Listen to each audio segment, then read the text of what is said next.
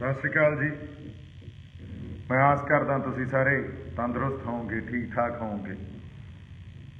अज आपां गल जिहड़ी करनी आ वो मैं पहलां ही स्पष्ट करदा भी ना तां खालिस्तान की गल करनी, ना साडे संत जरनैल सिंह भिंडरां वाले जिहड़े साडे महान शहीद आ उन्हां दी गल करनी कोई गलत गल आ। मैं इस गल की जमा ही हमायत नहीं करता भी ये गल गलत आ। ये गल पहला स्पष्ट आपां कर दईए, क्योंकि साडी लड़ाई ही साडी कौमीयत खातर आ और कौमीयत का एक चिन्ह आ वो खालिस्तान आ। या संत जरनैल सिंह भिंडरां वालिਆਂ ने जिहड़ी लड़ाई लड़ी सी वो भी साडी कौमीयत खातर ही लड़ी सी। कौमीयत दे या पंजाब दे या पंजाबी हक्कां खातर उन्होंने संघर्ष लड़िया सी। सो ये जमा कोई गलत गल नहीं आ। शंभू मोर्चा जदों आपां लाया इस गल का ही प्रतीक सी भी साडी कौमीयत ते साडी पंजाब दी होंद की लड़ाई आ, क्योंकि जिहड़े कानून आए आ वो कल्ले आर्थिक जिहड़ा आर्थिकता ते अटैक नहीं करते, वो साडी कौमीयत ते अटैक करते हैं। इसलिए पंजाब आपदी होंद की लड़ाई लड़ रहा, आपदी धरती नूं बचाउण वास्ते, आपदे इतिहास नूं बचाउण वास्ते, आपदे हक्कां नूं बचाउण वास्ते, आपदी मां बोली नूं बचाउण वास्ते, साडे पाणीआं नूं बचाउण वास्ते, साडी आइडेंटिटी नूं बचाउण वास्ते। सो नाल कह लो साडे फलसफे नूं बचाउण वास्ते जिहड़ा फलसफा श्री गुरु नानक साहब तो सानूं मिलिया। पर जिहड़ी गल होई आ उहनूं आपां पूर्ण तौर ते समझ लईए गल होई की आ ते पूरा वरतारा की सी। वरतारा ये सी भी एक पासे सड़क ते किसी ने ट्रैक्टर ते ट्राली जमा ऐन टेढ़ी करके लाती ते रोड ब्लॉक करती नैशनल हाईवे। हुण मैनूं हिसाब सिर उधर कढ़ लिया गया, मैनूं ये कहा भी उधर आओ रोड ब्लॉक हो गई है तो तुसीं उहनूं आके खिलाओ। मैं जदों रोड खिलाउण गया तो मैं देखिया भी वो जिहड़े बंदे ने सड़क ते ट्रैक्टर लाया सी उहदी दारू पीती सी। चलो एक तो यही गल, दूजे पासे इधर खालिस्तान दे नारे लग गए। हुण ये एक साजिश आ, ये साजिश अधीन सारी गल होई है, इहनूं समझण दी जरूरत आ। पहलां आपां ये समझीए भी साडी कौमीयत की है या इस यूनीयन ऑफ इंडिया के असी हिस्सा किवें आ, तो यूनीयन के की फर्ज आ ते साडे की फर्ज आ। जदों कोई स्टेट चाहे वह पंजाब होवे, चाहे बंगाल होवे, चाहे साउथ दे स्टेट होण, चाहे मैनूं लगदा कश्मीर होवे, जदों कोई स्टेट किसी यूनीयन च आके उहदा हिस्सा बनदा, उहदा पार्ट बनदा ते कहंदा असीं इस यूनीयन दे अंदर तुहाडे नाल मिल के रहांगे, इहदा मतलब भारत एक बहु कौमीयत देश बन जांदा। एक मल्टी ਜਿਹੜੀਆਂ ਛੋਟੀਆਂ ਛੋਟੀਆਂ multi cultural and multi nationality ਜਿਹੜੀ ਇਹਨਾਂ ਨੇ मिल के एक यूनीयन क्रिएट की है, जिन्हों आप यूनीयन ऑफ इंडिया कहते हैं। हुण यूनीयन ऑफ इंडिया ते लोकां च ਜਿਹੜੇ ਉਹਦੇ लोग आ ਉਹਦੇ च एक एग्रीमेंट ਹੁੰਦਾ, एक तरह की संधि ਹੁੰਦੀ ਆ। यूनीयन ਉਹਨਾਂ ਨੂੰ ਇਹ विश्वास ਦਿਵਾਉਂਦੀ ਆ भी ਅਸੀਂ ਤੁਹਾਡੇ जान माल ਦੀ राखी करांगे ਤੇ ਤੁਹਾਡੀ कौमीयत ਦੀ राखी भी करांगे। ਤੇ ਜਿਹੜੀ ਲੋਕਾਂ ਦਾ ਫਰਜ਼ ਆ, ਲੋਕ ਇਹ ਉਹਨੂੰ यूनीयन ਨੂੰ ਭਰੋਸਾ ਦਿਵਾਉਂਦੇ ਆ ਵੀ ਅਸੀਂ ਤੁਹਾਡੇ ਲਈ ਵਫਾਦਾਰ ਰਹਾਂਗੇ ਤੇ ਇਸ यूनीयन ਦਾ ਹਿੱਸਾ ਰਹਾਂਗੇ। ਜਦੋਂ ਅਸੀਂ ਪੰਜਾਬ ਉਸ यूनीयन ਦਾ ਹਿੱਸਾ ਬਣਿਆ ਤੇ ਸਾਨੂੰ ਇਹ ਵਿਸ਼ਵਾਸ ਦਿਵਾਇਆ ਗਿਆ ਵੀ ਤੁਹਾਡੀ ਕੌਮੀਅਤ ਨੂੰ, ਤੁਹਾਡੀ ਵਿਲੱਖਣਤਾ ਨੂੰ, ਤੁਹਾਡੀ ਮਾਂ ਬੋਲੀ ਨੂੰ, ਤੁਹਾਡੇ ਇਤਿਹਾਸ ਨੂੰ, ਤੁਹਾਡੇ ਪਾਣੀਆਂ ਨੂੰ ਅਸੀਂ ਨਹੀਂ ਟੱਚ ਕਰਾਂਗੇ। ਸੰਵਿਧਾਨ 'ਚ ਜੇ ਕੁਛ ਵੀ ਤੁਹਾਡੇ ਉਲਟ ਜਾਂਦਾ ਉਹ ਸੰਵਿਧਾਨ ਹੀ ਮਨਜ਼ੂਰ ਨਹੀਂ ਕਰਾਂਗੇ। ਚਲੋ ਸਮੇਂ ਸਮੇਂ 'ਤੇ पंडित जवाहर लाल नेहरू तो लैके समय ते सरकारां ने साडे नाल वादे खिलाफी की, साडे आप दे लीडरां ने साडे नाल वादे खिलाफी की, मुकर गए सानू भरोसे च लैके सानू वादे करके। हुण अगली गल ते जदों आईए उहदा सब तो ज़्यादा प्रगट रूप च गल साडे सामने उदों आई जदों इस सरकार ने, इस यूनीयन दी सरकार ने साडे सब तो पवित्र ते सब तो ज़्यादा प्यारी चीज़ या आत्मक सौम्या असी कह लीए दरबार साहब ते हमला करता। उस दिन साडी इस कौमीयत च सिर्फ इन्हां ने कौमीयत ते हमला नहीं किया या साडे होंद ते साडी हस्ती ते साडी सब तो पवित्र चीज़ ते हमला करके सानू ये दर्शाता भी जे रहना तो गुलाम बन के रहो, नहीं तो फिर असी तुहानू थोड़ी जान माल की राखी असी नहीं करांगे ते थोड़ी कौमीयत की राखी भी असी नहीं करांगे।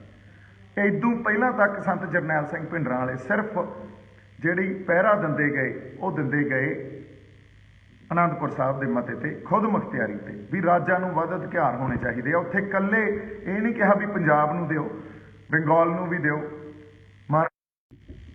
ਤੇ ਸਾਊਥ ਦੇ ਵੀ ਜਿਹੜੇ ਸਟੇਟਸ ਆ ਉਹਨਾਂ ਨੂੰ ਵੀ ਵੱਧ ਅਧਿਕਾਰ ਦਿਓ। ਹੁਣ ਜਦੋਂ ਸਾਡੇ ਤੇ ਹਮਲਾ ਹੋ ਗਿਆ ਤੇ ਸਾਡੇ ਉਸ ਆਤਮਿਕ ਸੋਮੇ ਤੇ ਜਾਂ ਜਿੱਥੇ ਸਾਡੀ ਪਛਾਣ ਜੁੜੀ ਆ ਉਹਦੇ ਤੇ ਹਮਲਾ ਹੋ ਗਿਆ, ਉਸ ਤੋਂ ਬਾਅਦ ਇਸ ਯੂਨੀਅਨ 'ਚ ਸਾਡਾ ਦਿੱਤਾ ਹੋਇਆ ਭਰੋਸਾ, ਸਾਡਾ ਰਿਪੋਜ਼ ਕੀਤਾ ਹੋਇਆ ਟਰਸਟ ਉਹ ਬ੍ਰੀਚ ਕਰਤਾ ਯੂਨੀਅਨ ਨੇ। ਉਸ ਤੋਂ ਬਾਅਦ ਪੰਜਾਬੀਆਂ ਨੂੰ ਇਹ ਲੱਗਿਆ ਵੀ ਜੇ ਸਾਡੇ ਜਾਨ ਮਾਲ ਦੀ ਤੁਸੀਂ ਰੱਖਿਆ ਨਹੀਂ ਕਰ ਰਹੇ, ਸਾਡੀ ਕੌਮੀਅਤ ਦੀ ਤੁਸੀਂ ਰੱਖਿਆ ਨਹੀਂ ਕਰ ਰਹੇ, ਜਿਹਦੇ ਤੁਸੀਂ ਵਾਅਦੇ ਕੀਤੇ ਸੀ, ਭਰੋਸੇ ਕੀਤੇ ਸੀ, ਤੇ ਆ ਕੇ ਜੇ ਦਰਬਾਰ ਸਾਹਿਬ ਤੇ ਅਟੈਕ ਕਰਤਾ, ਫਿਰ ਅਸੀਂ ਹੁਣ ਤੁਹਾਡੇ ਵਫਾਦਾਰ ਨਹੀਂ ਰਹਿਣਾ। ਜੇ ਐਡੀ ਗੱਲ ਆ ਤਾਂ ਸਾਨੂੰ ਵੱਖ ਕਰ ਦਿਓ। ਸੋ ਇਹ ਜਿਹੜੀ ਗੱਲ ਸੀ ਇੱਕ ਰਾਜਸੀ ਗੱਲ ਸੀ, ਇੱਕ ਪੋਲੀਟੀਕਲ ਗੱਲ ਸੀ।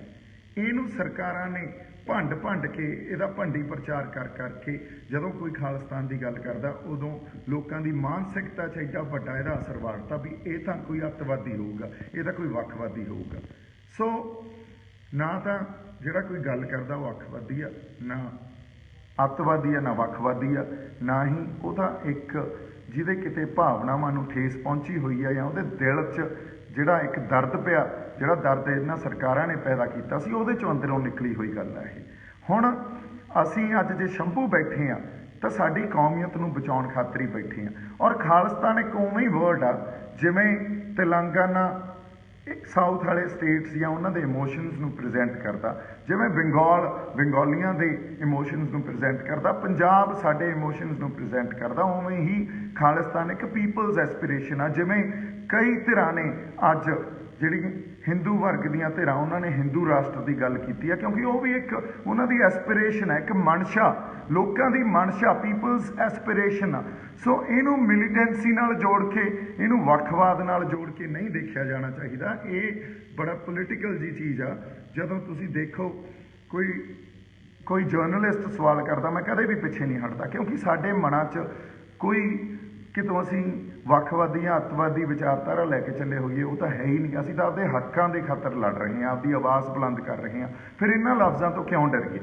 ਅਗਲੀ ਗੱਲ, ਜਦੋਂ ਅਸੀਂ ਇਹਨਾਂ ਲਫ਼ਜ਼ਾਂ ਨਾਲ ਡੀਲ ਕਰ ਰਹੇ ਹਾਂ, ਹੋ ਕੀ ਰਿਹਾ, ਇਸ ਸਰਕਾਰ ਨੇ ਜਾਂ ਜਿਹੜੀ ਉਹਨਾਂ ਦੀ ਆਈਡੀਓਲੋਜੀ ਆ, ਜੋ ਸਕੂਲਾਂ ਕਾਲਜਾਂ 'ਚ ਪੜ੍ਹਾਉਂਦੇ ਆ, ਉੱਥੇ ਉਹਨਾਂ ਨੇ ਉਹ ਆਈਡੀਓਲੋਜੀ ਐਡੀ ਜ਼ਿਆਦਾ ਲੋਕਾਂ ਦੀਆਂ ਮਾਨਸਿਕਤਾ 'ਤੇ ਘੜਤੀ ਵੀ ਲੋਕ ਵੀ ਇਹ ਸੋਚਣ ਲੱਗ ਗਏ ਵੀ ਜਿਹਨੇ ਕੋਈ ਖਾਲਿਸਤਾਨ ਦੀ ਗੱਲ ਕੀਤੀ, ਦੇਖੋ ਇਹ ਤਾਂ ਅੱਤਵਾਦ ਵਾਲੇ ਪਾਸੇ ਤੁਰ ਪਿਆ, ਇਹ ਤਾਂ ਵੱਖਵਾਦ ਵਾਲੇ ਪਾਸੇ ਤੁਰ ਪਿਆ। ਸੋ ਸਾਨੂੰ ਥੋੜ੍ਹਾ ਜਿਹਾ ਡਿਫਰੈਂਸ਼ੀਏਟ ਕਰਨ ਦੀ ਜ਼ਰੂਰਤ ਆ। ਅਸੀਂ ਯੂਨੀਅਨ ਤੋਂ ਵੱਖ ਹੋਣ ਦੀ ਗੱਲ ਨਹੀਂ ਕਰ ਰਹੇ ਹਾਂ, ਅਸੀਂ ਪਹਿਲਾਂ ਤਾਂ ਅੱਜ ਖੁਦ ਮੁਖਤਿਆਰੀ ਦੀ ਗੱਲ ਕਰ ਰਹੇ ਹਾਂ।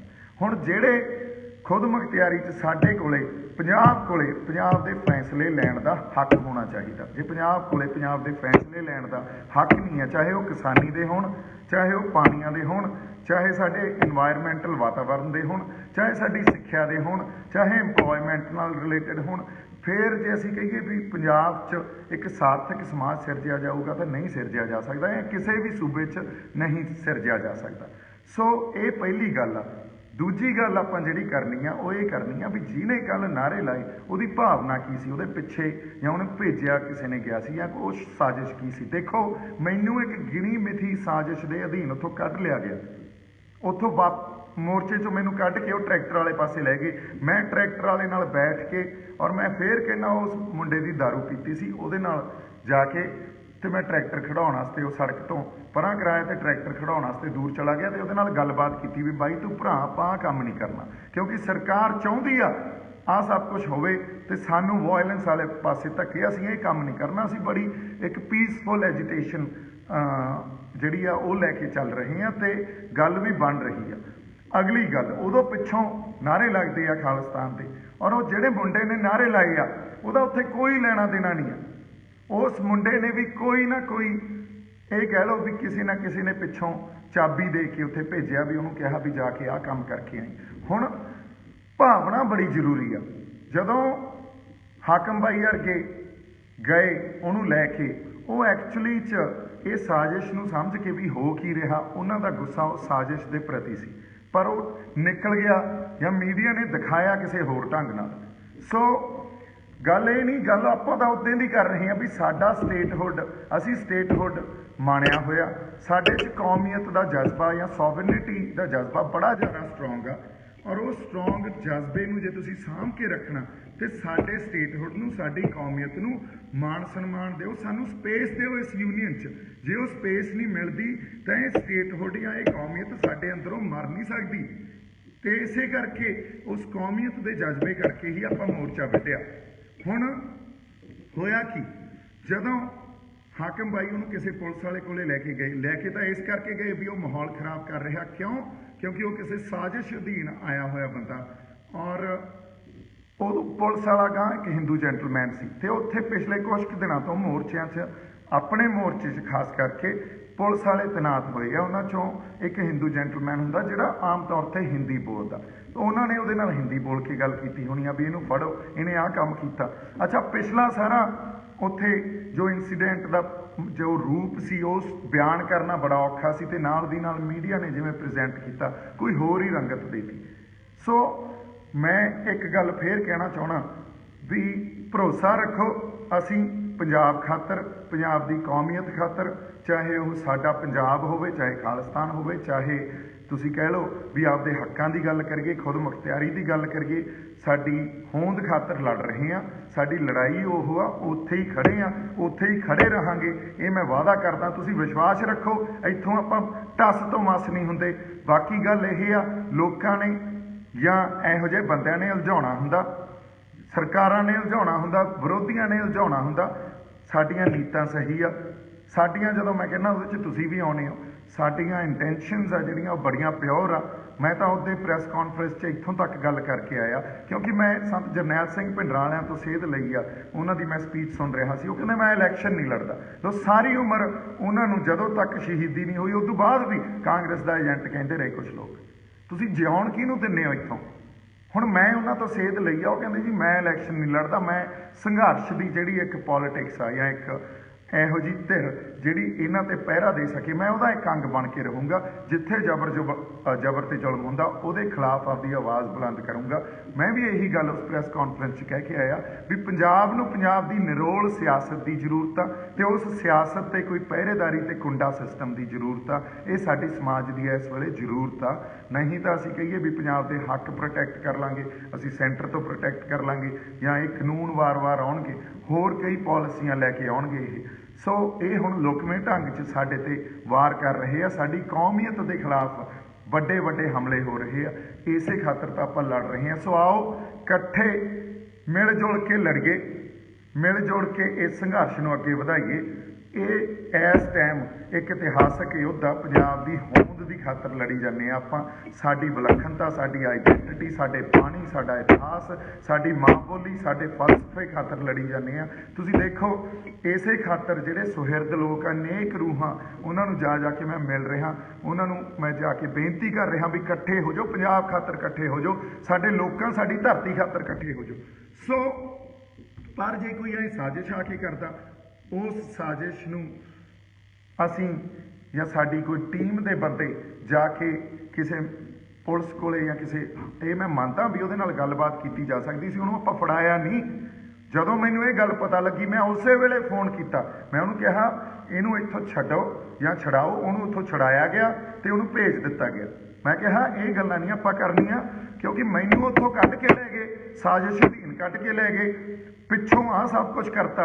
ਉਹਨਾਂ ਨੂੰ ਪਤਾ ਸੀ ਜੀ ਦੀਪ ਹੋਇਆ, ਉਹਨੇ ਕਿਸੇ ਹੋਰ ਢੰਗ ਨਾਲ ਸਿਚੁਏਸ਼ਨ ਹੈਂਡਲ ਕਰਨੀ ਆ। ਕਈ ਵਾਰੀ ਸਾਰੇ ਬੰਦੇ ਇੱਕੋ ਤਰ੍ਹਾਂ ਰਿਐਕਟ ਨਹੀਂ ਕਰਦੇ ਹੁੰਦੇ, ਹਰ ਕਿਸੇ ਦਾ ਰਿਐਕਸ਼ਨ ਵੱਖਰਾ ਵੱਖਰਾ ਹੁੰਦਾ, ਹਰ ਕਿਸੇ ਦੀ ਸਮਝ ਵੱਖਰੀ ਵੱਖਰੀ ਹੁੰਦੀ ਆ। ਸੋ ਅਸੀਂ ਬੜੇ ਮੈਚੋਰਿਟੀ ਨਾਲ, ਆਪਦੇ ਆਪ 'ਚ ਠਰੰਮੇ ਨਾਲ ਤੇ ਇਕੱਠੇ ਰਹਿ ਕੇ ਚੱਲਣਾ, ਆਪਸ 'ਚ ਪਾੜਨਾ ਨਹੀਂ ਆ। ਸਾਨੂੰ ਸਾਰਿਆਂ ਨੂੰ, ਸਾਨੂੰ ਜਦੋਂ ਮੈਂ ਕਹਿੰਦਾ ਆਪਾਂ ਸਾਰੇ, ਸਾਨੂੰ ਪਾੜਨ ਦੇ ਯਤਨ ਵੀ ਕਰਨਗੇ, ਸਾਨੂੰ ਇੱਕ ਦੂਜੇ ਦੇ ਖਿਲਾਫ ਲਿਖਣ ਦੇ ਯਤਨ, ਆਪਾਂ ਦੇਖੋ ਪੋਸਟਾਂ ਲਿਖਣ ਲੱਗ ਹੀ ਪਏ ਆ। ਸੋ ਇਹਨਾਂ ਸਾਰੀਆਂ ਜਿਹੜੀਆਂ ਸਾਜ਼ਿਸ਼ਾਂ ਅਧੀਨ ਸਾਨੂੰ ਆਪਸ 'ਚ ਖੰਡਾਰਿਆ ਜਾਊਗਾ, ਸਾਨੂੰ ਪਾੜਿਆ ਜਾਊਗਾ, ਇੱਕ ਦੂਜੇ ਦੇ ਖਿਲਾਫ ਖੜੇ ਕੀਤਾ ਜਾਊਗਾ। ਉਹਨਾਂ ਚੱਕਰਾਂ 'ਚ ਆਪਾਂ ਨਹੀਂ ਪੈਣਾ। ਅੱਜ ਇੱਕ ਸੰਘਰਸ਼ ਪੰਜਾਬ ਦੀ ਹੋਂਦ ਦੀ ਖਾਤਰ ਲੜ ਰਹੇ ਹਾਂ, ਪਹਿਲਾਂ ਤਰਜੀਹ ਉੱਥੇ ਕਿਸਾਨੀ ਨੂੰ ਦਿੱਤੀ ਹੋਈ ਆ, ਮਜ਼ਦੂਰਾਂ ਨੂੰ ਦਿੱਤਾ ਹੋਇਆ। ਹੋਰ ਬਹੁਤ ਮਸਲੇ ਆ ਜਿਨ੍ਹਾਂ ਖਾਤਰ ਆਪਾਂ ਇਕੱਠੇ ਹੋ ਕੇ ਲੜਨਾ, ਇਸ ਸਟਰਗਲ ਪੋਲੀਟਿਕਸ ਨੂੰ ਅੱਗੇ ਵਧਾਉਣਾ। ਇਹਦੇ 'ਚ ਬਹੁਤ ਨੇਕ ਰੂਹਾਂ ਹੋਰ ਜੁੜ ਰਹੀਆਂ, ਬੜੇ ਬੰਦੇ ਜੁੜ ਰਹੇ ਆ। ਸੋ ਮੇਰਾ ਖਿਆਲ ਆ ਆਪਦਾ ਟਰਮਾ, ਸਾਡੀ ਤਹਿਜ਼ੀਬ, ਤਰੀਕਾ ਸਲੀਕਾ ਅਸੀਂ ਬਣਾ ਕੇ ਰੱਖੀਏ। ਜੇ ਇਹ ਤੋਂ ਥਿਰਕੇ ਤਾਂ ਮੇਰੇ ਖਿਆਲ 'ਚ ਅਸੀਂ ਖਤਾ ਖਾ ਜਾਵਾਂਗੇ, ਜਿਹੜੀ ਹਮੇਸ਼ਾ ਖਾਂਦੇ ਰਹੇ ਹਾਂ। ਮੇਰੇ ਵੱਲੋਂ ਬਹੁਤ ਸਾਰਾ ਪਿਆਰ ਤੇ ਸਤਿਕਾਰ। ਜਿਉਂਦੇ ਵਸਦੇ ਰਹੋ। ਆਪਾਂ ਫੇਰ, ਮੈਂ ਇੱਕ ਵਾਰੀ ਕਹਿ ਰਿਹਾ, ਇਕੱਠੇ ਹਾਂ, ਪੰਜਾਬ ਦੀ ਹੋਂਦ ਦੀ ਲੜਾਈ ਲੜ ਰਹੇ ਹਾਂ। ਕਿਸੇ ਬੰਦੇ ਦੀ ਵੀ ਭਾਵਨਾ ਜਾਂ ਕਿਸੇ ਬੰਦੇ ਦੀ ਇੰਟੈਂਸ਼ਨ, ਉਹਦੀ ਮਨਸ਼ਾ, ਉਹ ਕਰਪਟ ਨਹੀਂ ਆ, ਉਹਦੇ 'ਚ ਕੋਈ ਨਫ਼ਰਤ ਨਹੀਂ ਆ, ਉਹਦੇ 'ਚ ਕੋਈ ਜੱਜਮੈਂਟ ਨਹੀਂ ਆ। ਪਰ ਉਹ ਸਾਰਾ ਜਿਹੜਾ ਗਰਾਊਂਡ ਰਿਐਲਿਟੀ ਹੁੰਦੀ ਆ, ਉਹ ਕੁਛ ਕਈ ਵਾਰੀ ਵੱਖਰੀ ਹੁੰਦੀ ਆ, ਪੇਸ਼ ਕਿਸੇ ਹੋਰ ਢੰਗ 'ਚ ਕੀਤੀ ਜਾਂਦੀ ਆ। ਇਸ ਕਰਕੇ ਤੁਸੀਂ ਇਹਨਾਂ ਗੱਲਾਂ ਤੋਂ ਦੂਰ ਰਹੋ। ਫਿਰ ਇੱਕ ਵਾਰੀ ਪਿਆਰ ਤੇ ਸਤਿਕਾਰ। ਸਤਿ ਸ਼੍ਰੀ ਅਕਾਲ ਜੀ। ਸਤਿ ਸ਼੍ਰੀ ਅਕਾਲ ਜੀ। ਇੱਕ ਵਾਰੀ ਫਿਰ ਮੈਨੂੰ ਆਉਣਾ ਪਿਆ ਗੱਲਬਾਤ ਕਰਨ ਲਈ, ਕਿਉਂਕਿ ਜਿਹੜੀ ਮੈਂ ਪਹਿਲਾਂ ਗੱਲਬਾਤ ਕੀਤੀ ਉਹਦੇ 'ਚ ਹਜੇ ਕੁਛ ਸਾਡੇ ਬੰਦਿਆਂ ਦੇ ਸ਼ੰਕੇ ਰਹਿ ਗਏ। ਪਰ ਮੈਂ ਇੱਕ ਸ਼ੰਕਾ ਕਲੀਅਰ ਕਰਦਾ, ਸਿੱਧੀ ਗੱਲ, ਵੀ ਜਿਹੜੀ ਗੱਲ ਤੇ ਖਾਲਿਸਤਾਨ ਜਾਂ ਖਾਲਿਸਤਾਨ ਜ਼ਿੰਦਾਬਾਦ ਦੀ ਗੱਲ ਤੇ ਹਾਂਜੀ ਗੱਲ ਕਰ ਰਹੇ ਸੀ, ਜਿਹੜੀ ਗੱਲ ਤੇ ਖਾਲਿਸਤਾਨ ਜ਼ਿੰਦਾਬਾਦ ਦੀ ਗੱਲ ਤੇ ਜਾਂ ਖਾਲਿਸਤਾਨ ਦੀ ਗੱਲ ਤੇ ਐਡਾ ਵੱਡਾ ਸੰਘਰਸ਼ ਲੜਿਆ ਗਿਆ, ਇੰਨਾ ਖੂਨ ਡੁੱਲਿਆ, ਸਾਡੀ ਧਰਤੀ ਨੇ, ਸਾਡੇ ਪੰਜਾਬ ਨੇ ਇੰਨਾ ਸਫ਼ਰ ਕੀਤਾ, ਉਸ ਗੱਲ ਤੋਂ ਆਪਾਂ ਪਿੱਛੇ ਨਹੀਂ ਹਟ ਰਹੇ, ਮੁਨਕਰ ਨਹੀਂ ਹੋ ਰਹੇ। ਇਸ ਗੱਲ ਨੂੰ ਮੱਦੇ ਨਜ਼ਰ ਰੱਖਦੇ ਹੋਏ ਮੈਂ ਇੱਕ ਵਾਰੀ ਫੇਰ ਸਪਸ਼ਟ ਕਰਦਾ ਵੀ ਕੱਲ੍ਹ ਜੋ ਕੁਛ ਹੋਇਆ ਤੇ ਸਾਡੇ ਬੰਦਿਆਂ ਨੇ ਜੋ ਕੁਛ ਕੀਤਾ, ਉਹ ਐਕਸੈਪਟੇਬਲ ਨਹੀਂ ਆ। ਉਹ ਬਿਲਕੁਲ ਐਕਸੈਪਟੇਬਲ ਨਹੀਂ ਆ। ਇਹ ਬੜਾ ਗਲਤ ਸੀ, ਇਹਨੂੰ ਕੰਡੈਮ ਕਰਦੇ ਆ ਉਸ ਐਕਸ਼ਨ ਨੂੰ। ਪਰ ਨਾਲ ਨਾਲ ਸੰਘਰਸ਼ ਜਦੋਂ ਲੜੇ ਜਾਂਦੇ ਆ ਨਾ, ਸੰਘਰਸ਼ ਦੇ ਬੜੇ ਵਹਿਣ ਵਹਿੰਦੇ ਆ। ਇੱਕ ਵਹਿਣ ਵਹਿੰਦਾ ਆਰਥਿਕ ਤੌਰ ਤੇ ਸੰਘਰਸ਼ ਲੜਿਆ ਜਾਂਦਾ, ਜਿਹੜਾ ਕਿਸਾਨ ਜਥੇਬੰਦੀਆਂ ਲੜ ਰਹੀਆਂ। ਇੱਕ ਜਿਹੜਾ ਸੰਘਰਸ਼ ਦਾ ਵਹਿਣ ਆ, ਉਹ ਆਪਾਂ ਪੰਜਾਬ ਦੀ ਹੋਂਦ ਦੀ ਖਾਤਰ ਲੜ ਰਹੇ ਹਾਂ, ਸਾਡੀ ਖੁਦਮੁਖਤਿਆਰੀ ਦੀ ਖਾਤਰ ਲੜ ਰਹੇ ਹਾਂ। ਇੱਕ ਵਹਿਣ ਹੋ ਸਕਦਾ ਜਿਹੜੇ ਸਾਡੇ ਬੰਦੇ ਆ ਉਹ ਖਾਲਿਸਤਾਨ, ਐਨ ਸੰਪੂਰਨ ਖਾਲਿਸਤਾਨ ਵਾਲੀ ਗੱਲ ਵੀ ਕਰਨ। ਸੋ ਕਿਤੇ ਨਾ ਕਿਤੇ ਜਾ ਕੇ ਇਹਨਾਂ ਵਹਿਣਾਂ ਨੂੰ ਵੀ ਸਮਝਣਾ ਪਊਗਾ ਸਾਨੂੰ। ਮੈਂ ਫੇਰ ਕਹਿਣਾ, ਇਹ ਬਿਲਕੁਲ ਸਾਡਾ ਇੱਕ ਬਹੁਤ ਵੱਡਾ ਸੈਕਸ਼ਨ ਆ ਜਿਹਦੇ ਦਿਲ ਤੇ ਸੱਟ ਵੱਜੀ ਇਸ ਗੱਲ ਨਾਲ ਵੀ ਉਹਨੂੰ ਜਦੋਂ ਪੁਲਿਸ ਕੋਲੇ ਦਿੱਤਾ ਤੇ ਨਹੀਂ ਦਿੱਤਾ ਜਾਣਾ ਚਾਹੀਦਾ ਸੀ। ਇਸ ਐਕਸ਼ਨ ਨੂੰ ਮੈਂ ਸ਼ਰੇਆਮ ਕੰਡੈਮ ਕਰਦਾ। ਪਰ ਇੱਕ ਹੋਰ ਗੱਲ ਮੈਂ ਕਹਿਣਾ, ਤੁਹਾਡਾ ਦਿਲ ਤੁਸੀਂ ਨਾ ਦਿਖਾਇਓ, ਤੁਹਾਡਾ ਦਿਲ ਨਹੀਂ ਦੁਖਣ ਦੇਵਾਂਗੇ, ਤੁਹਾਡੇ ਨਾਲ ਖੜੇ ਆ। ਜਿਹੜਾ ਇੱਕ ਬੜਾ ਵੱਡਾ ਸੈਕਸ਼ਨ ਇਹ ਸਮਝਦਾ ਵੀ ਸਾਡੇ ਤੇ ਜਿੰਨਾ ਧੱਕਾ ਸਾਡੇ ਨਾਲ ਕੀਤਾ ਗਿਆ, ਜਿੰਨਾ ਜ਼ੁਲਮ ਕੀਤਾ ਗਿਆ, ਜਬਰ ਸਾਡੇ ਨਾਲ ਹੋਇਆ, ਜਾਂ ਸਾਡੇ ਨਾਲ ਜਿੱਦਾਂ ਵੱਡਾ ਵਿਤਕਰਾ ਕੀਤਾ ਜਾਂਦਾ, ਹੁਣ ਸਾਡਾ ਛੁਟਕਾਰਾ ਇਸ ਯੂਨੀਅਨ ਤੋਂ ਬਾਹਰ ਜਾ ਕੇ ਹੀ ਆ। ਸੋ ਉਸ ਸਾਰੇ ਵਰਗ ਦੇ ਨਾਲ ਵੀ ਖੜੇ ਆ। ਇਸ ਕਰਕੇ ਹੀ ਮੈਂ ਦੁਬਾਰਾ ਆ ਕੇ ਇਹ ਗੱਲ ਕਹਿ ਰਿਹਾ, ਮੈਂ ਕੰਡੈਮ ਕਰਦਾ ਕੱਲ੍ਹ ਵਾਲੇ ਐਕਸ਼ਨ ਨੂੰ, ਤੇ ਮੈਂ ਸਟੈਂਡ ਲੈਣਾ ਤੁਹਾਡੇ ਨਾਲ ਇਸ ਗੱਲ ਦਾ। ਸੋ ਬਾਕੀ ਜਿਹਦੇ ਦਿਲ ਦੁਖੇ ਆ, ਮੇਰੇ ਵੱਲੋਂ ਹੱਥ ਜੋੜ ਕੇ ਮੈਂ ਮਾफ़ੀ ਮੰਗਦਾ ਉਹਨਾਂ ਤੋਂ ਵੀ ਤੁਹਾਡੇ ਦਿਲ ਦੁਖਾਏ ਗਏ ਆ।